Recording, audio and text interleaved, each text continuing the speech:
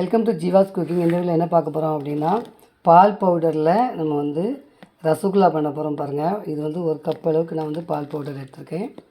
இதில் வந்து ஒரு அரை கப் அளவுக்கு மைதா மாவு எடுத்திருக்கேன். இது வந்து ஒரு 3/4 கப்பு வந்து சர்க்கரை எடுத்திருக்கேன். ஒரு முட்டை. இப்போ வந்து இதை எப்படி செய்யலாம் அப்படிங்கிறத பார்க்கலாம். இப்போ வந்து இந்த மாவை மிக்ஸ் பண்ணிவிட்டு இப்போ வந்து ஒரு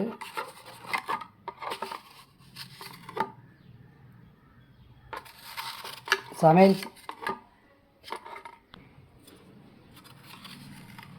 கொஞ்சமாக பேக்கிங் சோடா போட்டிருக்கேன்.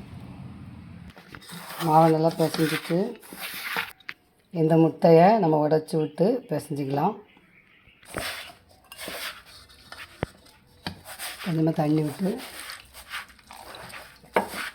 பிசைங்க. ரொம்ப கெட்டியாக பிசைஞ்சிட்டு அடுத்து வந்து சர்க்கரை வந்து பாகு காய்ச்சிக்கலாம்.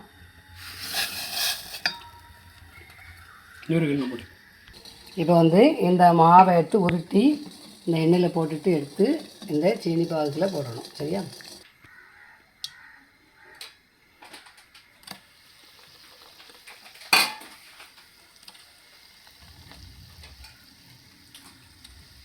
வேற போடுறேன் நம்ம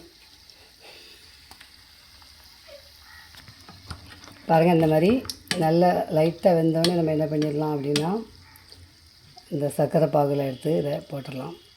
பாருங்கள், அவ்வளோதான்.